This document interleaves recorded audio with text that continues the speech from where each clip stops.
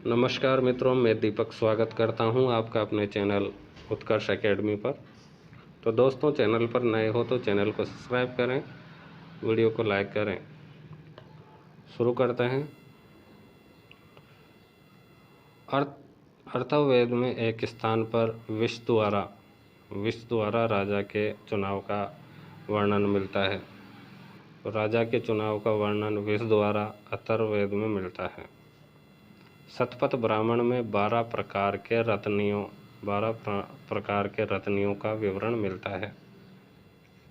शतपथ ब्राह्मण में 12 प्रकार के रत्नियों का विवरण मिलता है। तैत्तिरीय ब्राह्मण के अनुसार ब्राह्मण, सूत, क्षत्रिय सन का और वैश्य ऊन का यज्ञोपवीत धारण करते थे। तैत्तिरीय ब्राह्मण के अनुसार ब्राह्मण तो सूत का, क्षत्रिय सन का और वैश्य जो था वो ऊन का यज्ञोपवीत धारण करते थे। मीमांसा दर्शन वैदिक कर्मकांड का शास्त्रीय रूप से प्रतिपादन करने पर जोर देता है और उसके अनुसार वेद द्वारा विहित कर्म ही धर्म है।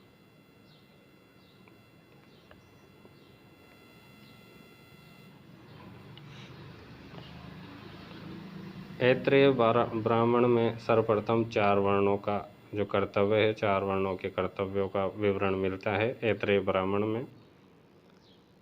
श्वेताश्वर उपनिषद रुद्र देवता को समर्पित है।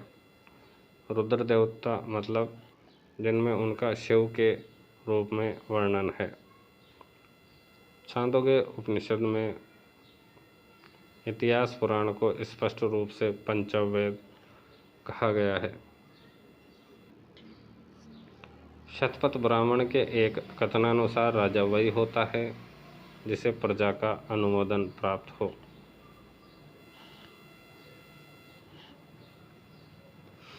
अथर्ववेद का पृथ्वी सूक्त वैदिक राष्ट्रीय गीत है, जिसमें इस आर्य भूमि के प्रति अपनी सुदृढ़ शक्ति का प्रदर्शन है।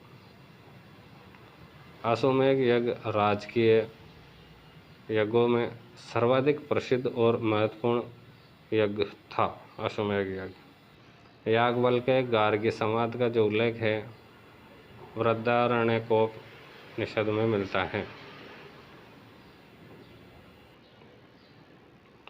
बृहदारण्यकोपनिषद में किनका उल्लेख मिलता है? तो याज्ञवल्क्य और गार्गी संवाद का उल्लेख मिलता है। लोपामुद्रा जो थी वो अगस्त्य ऋषि की पत्नी थी। लोपामुद्रा और वैदिक ऋचाओं की रचयिता थी। कोशा अविवाहित कन्या थी। अविवाहित कन्या कौन सी थी? कोशा। ऋग्वेद के मंडूक सूक्त में, ऋग्वेद में जो मंडूक सूक्त है, तो उस मंडूक सूक्त में हमें ऋग्वेदिक शिक्षा पद्धति की झलक मिलती है। ब्राह्मण उन 16 प्रकार के पुरोहितों में से एक थे जो यज्ञों का नियोजन करते थे। यज्ञ जो होते हैं उनका नियोजन करते थे, अर्थात यज्ञ करवाते थे। पुनर्जन्म का सिद्धांत सर्वप्रथम शतपथ ब्राह्मण में दिखाई देता है। शतपथ ब्राह्मण में पुनर्जन्म। वैश्य शब्द का सर्वप्रथम प्रयोग वाजसनेयी संहिता में मिलता है। कौन सी संहिता में? वाजसनेयी संहिता में वैश्य शब्द का सर्वप्रथम प्रयोग वाजसनेयी संहिता में मिलता है। उत्तर वैदिक साहित्य में ब्रह्म, क्षत्रिय, मित्र और वरुण का उल्लेख है। वह ब्राह्मण और क्षत्रियों के पारस्परिक मनमुटाव का ही द्योतक है। तीनों आश्रमों का उल्लेख हमें किसमें मिलेगा? छांदोग्य उपनिषद में तीनों आश्रमों का उल्लेख, जबकि 4 आश्रमों का उल्लेख हमें जाबालोपनिषद में मिलता है। अश्वमेध, वाजपेयी, राजसूय आदि यज्ञों के विस्तृत अध्ययन से पता चलता है कि मूलतः इनका जो उद्देश्य था कृषि उत्पादन को बढ़ाना था। जो ये यज्ञ होते थे, अश्वमेध यज्ञ, वाजपेयी यज्ञ और राजसूय यज्ञ, ये क्यों होते थे? तो इनका एक ही उद्देश्य था कि कृषि उत्पादन का बढ़ाना। कृषि संबंधी जो प्रक्रिया का उल्लेख ऋग्वेद के चतुर्थ मंडल में मिलता है। जो ये ऋग्वेद में 10 मंडल हैं, तो जो चतुर्थ चौथा मंडल है उसमें कृषि संबंधी प्रक्रिया का उल्लेख मिलता है। अथर्ववेद में मवेशियों की वृद्धि के लिए प्रार्थना की गई है। तो मवेशियों की वृद्धि के लिए प्रार्थना की गई है अथर्ववेद में।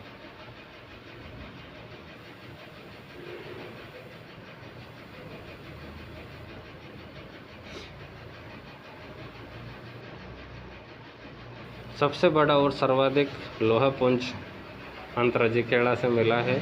इस काल में गोत्र व्यवस्था स्थापित हुई। आश्रम व्यवस्था वैदिकोत्तर काल में पूर्ण रूप से 4 आश्रमों में स्थापित थी। उत्तर वैदिक काल में ही मूर्ति पूजा का प्रारंभ हुआ, गोत्र व्यवस्था का प्रारंभ हुआ। उत्तर वैदिक काल में लाल मृतबांड सबसे अधिक प्रचलित है, परंतु चित्रित दूसर मृतबांड इस युग के विशिष्ट भांड थे।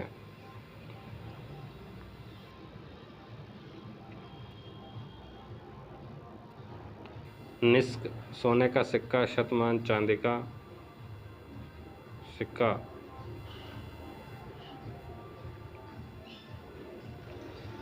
पाद कृष्णल आदि माप की भिन्न भिन्न इकाइयाँ थी। पांचाल राज्य अपने दार्शनिक राजाओं और तत्वज्ञानी ब्राह्मणों को लेकर विख्यात था। यम और